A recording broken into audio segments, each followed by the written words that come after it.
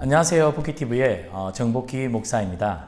제 유튜브 채널에서 복귀TV에서 가장 중요한 키워드 세 가지를 꼽으라고 한다면 첫 번째는 성경, 그리고 두 번째는 하나님 나라, 세 번째는 바로 일상입니다.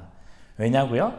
하나님 나라가 이미 임했기 때문에 이미 임한 하나님 나라가 우리의 일상 가운데서 아주 겨자씨만하지만 점점점 확장해 가고 있기 때문에 우리가 최종적인 하나님 나라를 소망하는 가운데 우리의 일상이 굉장히 중요해진 시점에 우리가 살아가고 있기 때문입니다. 그래서 오늘 일상과 관련하여 제가 아주 좋은 책을 한 권 소개하려고 합니다. 이 책이 나온 지는 이제 1년이 되었습니다. 책 제목은 호당 선생 일상을 말하다. 이 책은 조이북스에서 나왔고요. 그리고 이 책이 출판되고 한국 기독교 출판 문화상 우수상 또 수상도 받은 책입니다. 신앙 일반 국내 부분에서 수상한 책인데요. 호당 선생 일상을 말하다는 성령님의 이끄심을 받는 가운데 우리에게 주어진 일상 가운데 설거지부터 해서 우리 일상에 많은 것들 있죠. 그런 모든 일상들을 하나님 나라 관점에서 또 잘 조명하고 있다라고 저는 생각합니다. 그래서 이 책을 제 구독자님들과 또 많은 성도님들이 이 책을 읽고 나면 일상이 얼만큼 중요하고 또 일상에서 이러한 순간순간 이런 의미들이 있구나, 굉장히 많은 어떤 통찰력과 도움과 신앙적 유익을 얻을 것이라고 저는 생각합니다. 그래서 오늘은 특별하게 제가 이 책을 소개하기보다는 이 책의 저자인 홍정환 이 저자를 특별히 영상으로 모셨습니다. 그래서 몇 가지 인터뷰 방식으로 오늘 이 책에 담긴 내용들을 좀 더 구독자님들과 성도님들에게 잘 소개하고 싶은 제 욕심이 있었습니다. 그래서 한번 오늘 제가 몇 가지 질문을 가지고 이 책에 대한 구체적인 소개와 함께 일상에 대한 이야기들을 조금 함께 나누려고 합니다. 먼저 우리 저자가 누구신지 자기소개를 한번 부탁해서 들어보도록 하겠습니다. 안녕하세요. 호당 선생 일상을 말하다를 쓴 홍정환입니다. 저는 글 쓰는 사람이고 목사입니다. 또 중고등학교와 대학교에서 독서와 글쓰기를 가르치고 있기도 합니다. 저는 지금 양산에 살고 있습니다. 태어난 곳은 울산이고요. 부산에서 대학을 다녔습니다. 양산은 울산과 부산 사이에 있는 도시입니다. 군대와 신학대학원 공부하던 시절을 제외하면 인생의 거의 대부분을 경상남도권에서 살고 있다고 말씀드릴 수 있습니다. 굳이 이 이야기를 드리는 이유는 저의 사투리 억양을 양해해달라고 부탁드리기 위해서입니다. 억양은 어쩔 수가 없고요. 문장과 단어만큼은 정확한 표준어를 구사하도록 애쓰겠습니다. 네, 자기소개 듣고 나니까 벌써 심상치 않죠? 재밌죠? 네, 두 번째 질문입니다.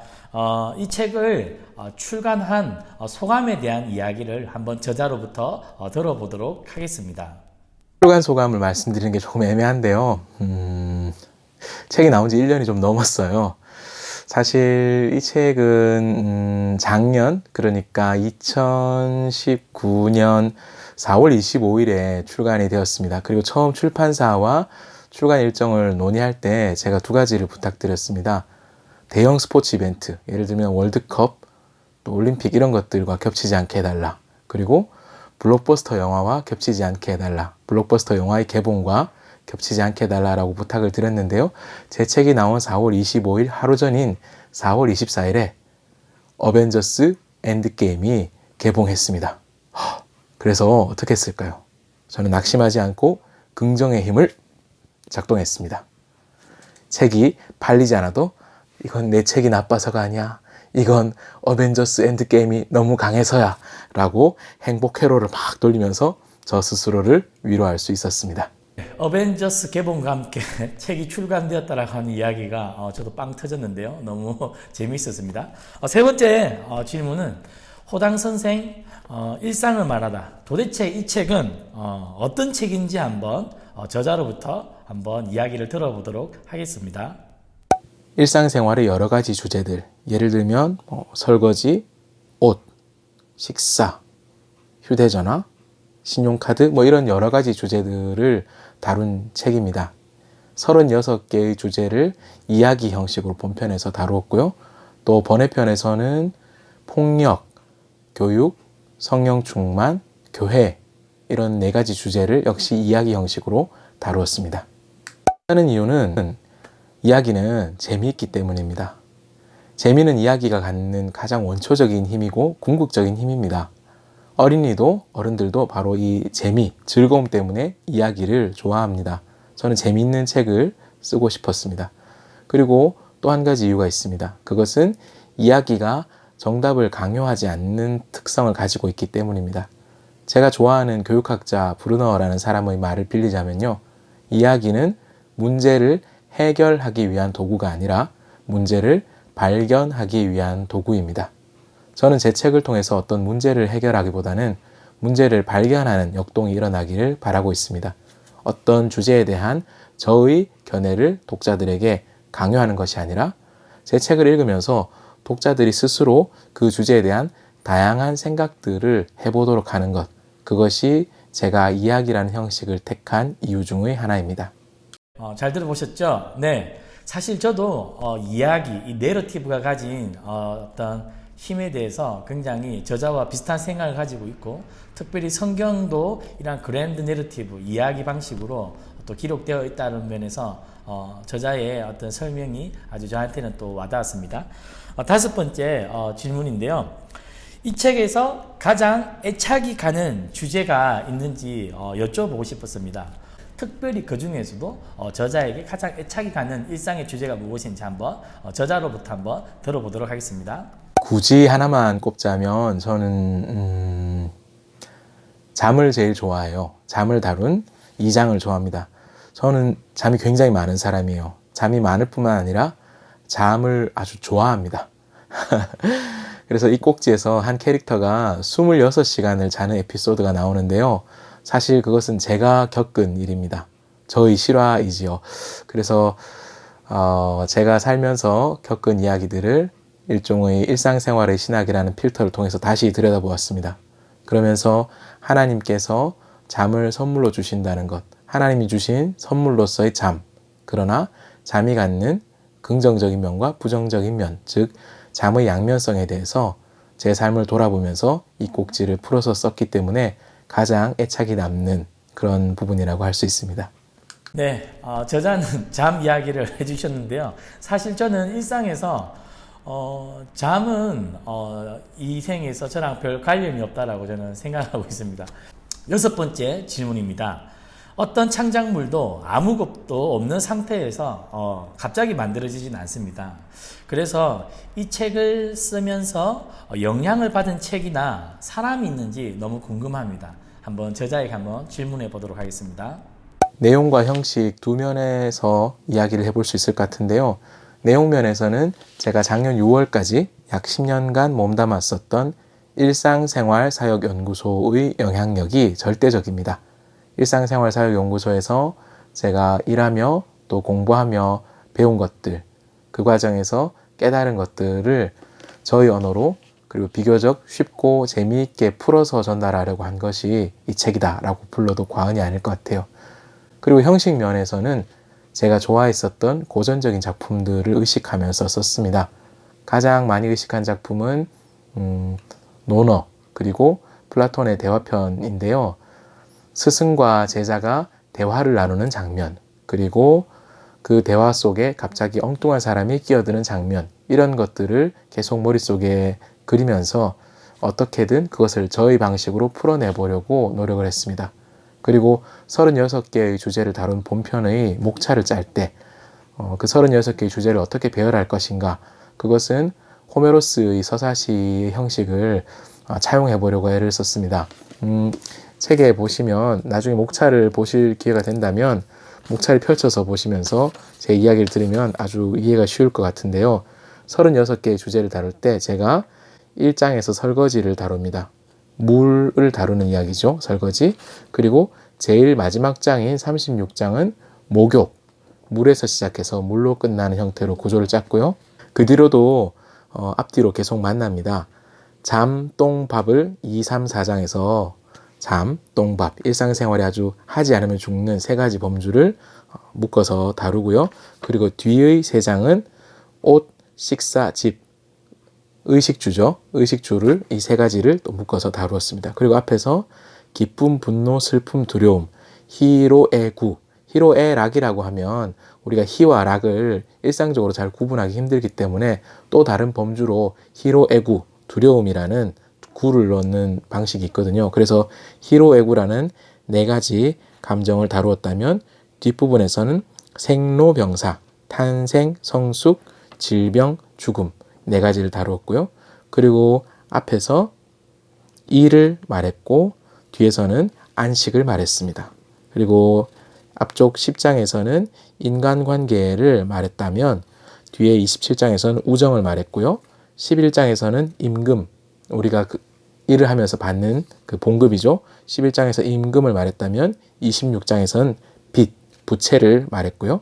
그리고 12장에서는 교회력, 교회의 달력을 이야기했고 25장에서는 역시나 시간의 영성을 이야기하기 위해서 다이어리라는 주제를 다루었습니다. 이런 식으로 책의 앞부분 그리고 책의 가장 뒷부분이 서로 쭉 만나도록 각각이 쭉쭉쭉 대응되도록 했었습니다. 이것을 고전서사시의 언어로 말하자면 링 컴포지션이라고 해요. 이렇게 처음 주제와 끝 주제가 반지처럼 이렇게 딱 만나는 이런 구조를 썼는데요. 골치 아픈 이야기는 여러분 신경 안 쓰셔도 됩니다. 이 책은 그걸 몰라도 볼 수 있고 이렇게 한 이유는 제가 좋아했었던 고전적인 작품들, 고전적인 작가들을 제 나름대로 흉내내고 모방하면서 글 쓰는 재미를 얻고자 했던 것이 가장 주요한 의도입니다. 이 부분은 기억하지 않으셔도 좋습니다. 그리고 7번째 질문인데요. 책을 쓰면서 가장 기억에 남는 에피소드가 있었다면 무엇인지 한번 들어보도록 하겠습니다. 이 책의 원고는 원래 시냇가에 심은 나무라는 묵상지에 연재되었던 글입니다. 묵상지 연재본을 책으로 묶어서 다시 수정하는 단계에서 그 시점의 의식의 변화, 제 생각의 변화가 책에 약간 반영된 부분이 있습니다.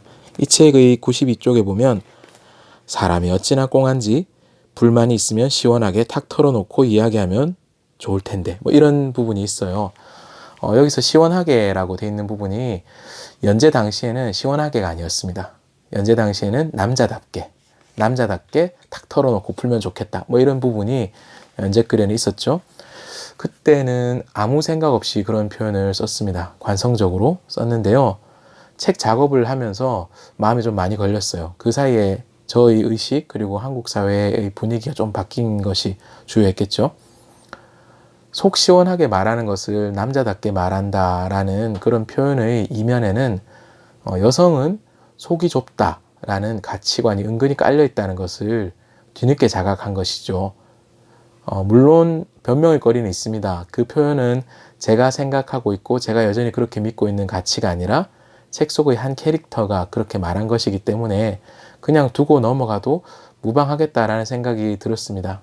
하지만 이것이 대체가 불가능한 그런 표현이 아니고 또 이 책에서 혹시라도 그 한 단어, 한 표현 때문에 단 한 분이라도 책을 읽으면서 좀 불편해질 수 있다라면 그것을 바꾸는 것이 좋겠다라고 판단을 했습니다. 그래서 남자답게를 빼고 시원하게라는 용어로 교체했습니다.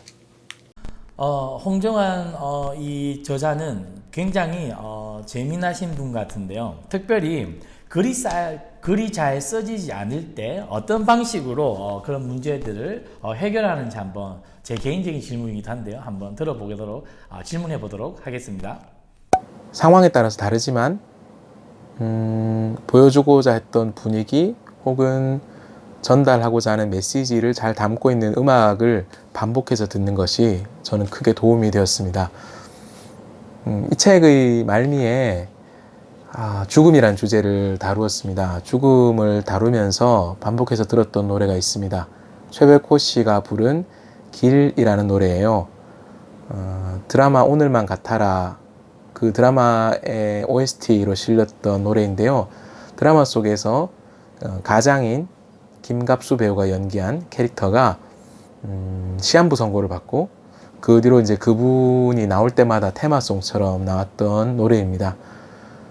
시한부 선고를 받은 가장이 자신의 인생을 담담히 회고하고 또 감사의 마음을 표하는 그런 가사를 최백호 씨의 읊조리는 목소리로 담담하게 부르는 노래입니다. 그 노래를 되풀이해서 듣고 또 흥얼거리고 하면서 그 노래가 보여주는 정서, 이미지를 글로 녹여내려고 노력을 많이 했습니다.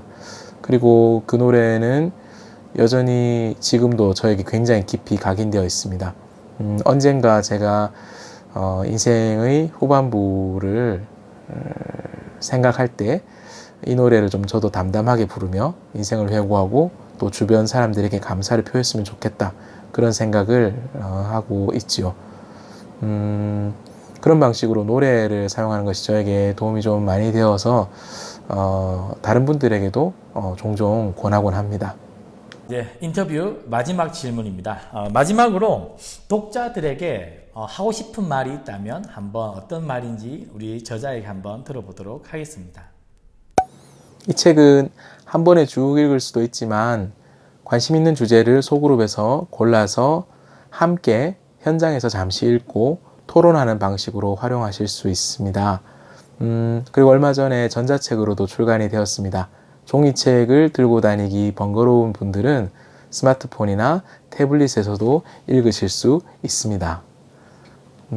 많이 부끄러운데요. 구독과 좋아요 누르시는 마음으로 제 책도 사랑해 주시면 좋겠습니다. 감사합니다.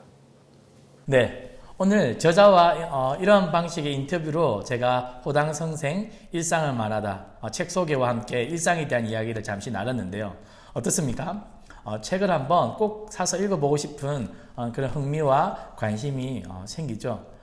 저는 국내에 나온 신앙 서적 그리고 일반 서적 가운데 이 일상과 관련해서 가장 성경적이고 하나님 나라 관점에서 일상을 재미있게 쓴 책은 단연 이 책밖에 없다라고 저는 확신합니다. 그래서 일상이라고 하는 제가 중요하게 여기는 키워드 관련해서 첫 번째 소개하는 책을 호당 선생 일상을 말하다로 정했고, 특별히 이 일상에 대해서 더 좀 제가 잘 구독자님들과 성도님들에게 나누고자 싶어서 특별히 오늘 이렇게 저자분을 영상으로 모셨습니다.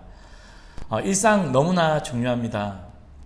우리가 월요일부터 토요일까지 살아가는 일상, 이 일상 속에서 주일 우리가 하나님께 나아가 예배드리는 것도 의미가 있죠.